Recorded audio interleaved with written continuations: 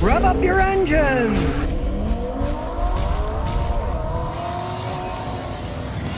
Believe it or not, there's an $8,000 electric car out there. It's called the MG Comet EV. Now, of course, you can't buy them in the United States. You can get them in China. MG was Morris Garages in England. The Chinese bought it a long time ago, and now they're also making electric cars. Guy tried one of these things out. Hey, he said he was blown away. $8,000. The vehicle only weighs 1,796 pounds. That's 2/3 the weight of just the battery in a GMC Hummer, and it has a city range of 143 miles. It is made as a city car, and that's the problem with electric cars. They should have started as city cars in the United States instead of old Elon making big cars that cost a fortune for rich people, so then all the other car manufacturers, as they are all sheep, and we know they are, they followed the sheep herd, and they all decided we're going to make big electric cars. Should have started small. Maybe it would have sold millions of small ones. People would work their way up. Maybe they'd make the big ones better, but they're not bad for interurban cars, right? And at a price of $8,000, what a deal. Now, yeah, this isn't a car the average American's going to buy and drive all over the place. But as an urban car, hey, 143 mile stop and go range, smaller battery, so it charges up at home faster. Not a bad idea. Now, of course, they'll probably never bring it to the United States because they want to make a ton of money on stuff. They want to make at least $8,000 profit on every car they sell, not sell the entire car for $8,000. So they'll probably never come over here. But, hey, they're working on that stuff over there in Asia. These are Chinese-made cars.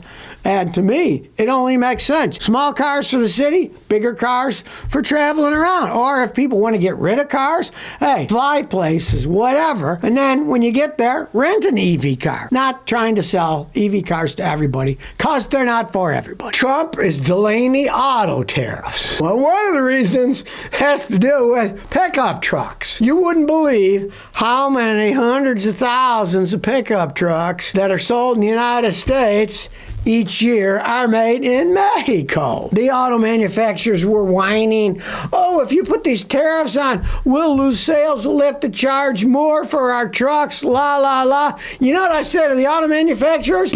That's what I say. You move those factories to Mexico to save money. But did you lower the price to us, the consumers, when you did so? No, you did not. The trucks got more and more and more expensive. Just price a full-size luxury truck.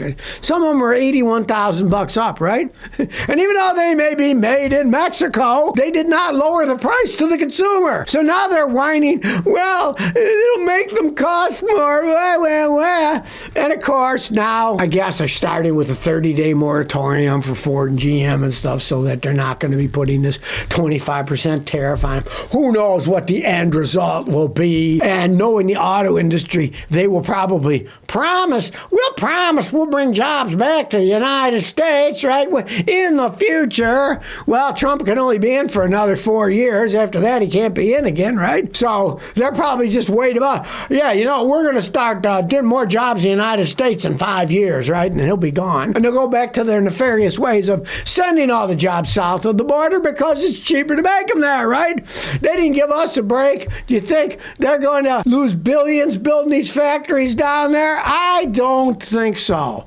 It's going to be yakety yak back and forth, and we'll see what actually comes out of it. But hey, I'll give you a forecast. There's no way these guys are going to shut those factories down in Mexico and start building them back in the United States. They're saving too much money doing it. And hey, everybody in the political and business world, they like talking a lot, but generally it's the back room where all the deals are done, and we don't get to hear any of that stuff. Well, here's one I can't help but laugh at. They're bragging about what they're doing, but in reality, it's a horrible thing for the consumer. The new Tesla Model Y body castings dropped from 70 castings to just one for faster production. One part used to be 70 pieces. Now it's just one cast piece. Well, let's put on our thinking caps. If that part breaks, or what often happens with Teslas, you get in an accident, and this is cast aluminum. That's broken. There goes the whole thing. Before, if it was 70 separate pieces, you hit one part, well, you can replace that one part out of 70. Or if it breaks, you can replace that one part out of 70. If that one part breaks now, it's generally the end of the vehicle because the whole vehicle's all bolted down to it. Or if it's not bolted, it's glued because it's aluminum, sometimes welded. It's what you call the throwaway car. Now, for many of us, phones are throwaways, but they cost, anywhere from $500 to $1,200. You got a $75,000 to $100,000 car. Do you really want to throw it away? Of course, this is just the tip of the iceberg. Most of the ice is under the water. The insurance rates on these things are going to go sky high because the insurance companies are going to find out these things get in wrecks. You can't fix it. Total the car. They got to pay for the car. The rates are going to go up. And you'll probably find in the future, here's my prediction, there will be insurance companies that will just say, no, I'm sorry, we do not insure Teslas because the cost is too much to insure them because they cost so much money to fix when they break because of the way they're built.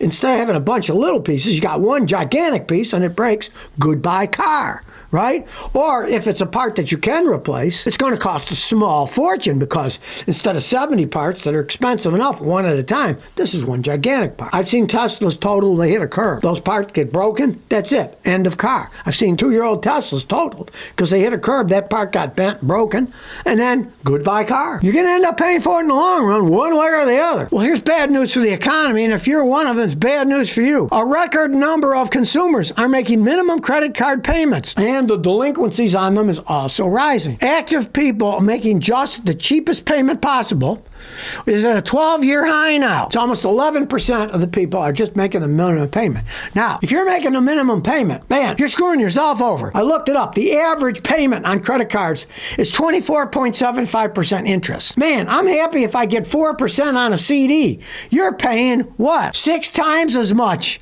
in interest. You're paying 6 years what I get interest in 6 years in 1 year. They're ripping you off. And if you're doing that, hey, that's not a wise financial decision. Think twice before you buy some crap you don't need. If you're only paying that minimum payment, that's not all you're paying. You're paying 24.7% or more interest on the money you owe them. They make so much money on those interest payments, it would make your head spin. I got no sympathy for the credit card companies. They are giving you credit with nothing backing it. Go to a bank and tell them you want to borrow $100,000. They'll say, well, what are you backing it with? Nothing. Well, they're not going to loan you the $100,000. They want to put a lien on your house or whatever. You got to have some kind of proof you're going to pay it back, and you got some money backing it, right? Well, they're giving all these people credit with no backing whatsoever.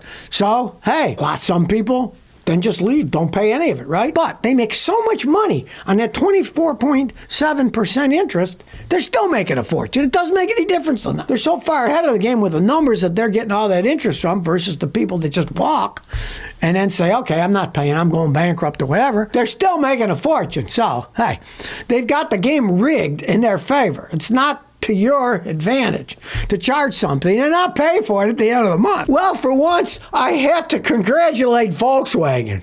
Right? They realize that they screwed up making their cars. So Volkswagen is now bringing back physical buttons after admitting that touch screens indeed are a disaster. We got to scroll through this. It's one thing when you're on your phone, you scroll through stuff, right? You're driving a car. You shouldn't have to be scrolling through. New generations VW models, they say, are going to come with physical buttons for the most 5 important functions. What they say they are: volume, seat heating, fan control, and hazard lights. And these buttons will be below the infotainment screen, right? Hey, let's bring back some common sense. You want to turn your headlights on? Flip a switch. Works great. You don't want to scroll through computer things and you're in the dark. Oh, gee, lights are on. What do I do? You know the switch is there and you click it. Muscle memory. Your brain knows touch that switch. You don't even have to look at it. I can turn radios on and off, change the channels with the preset buttons without even looking at them, right?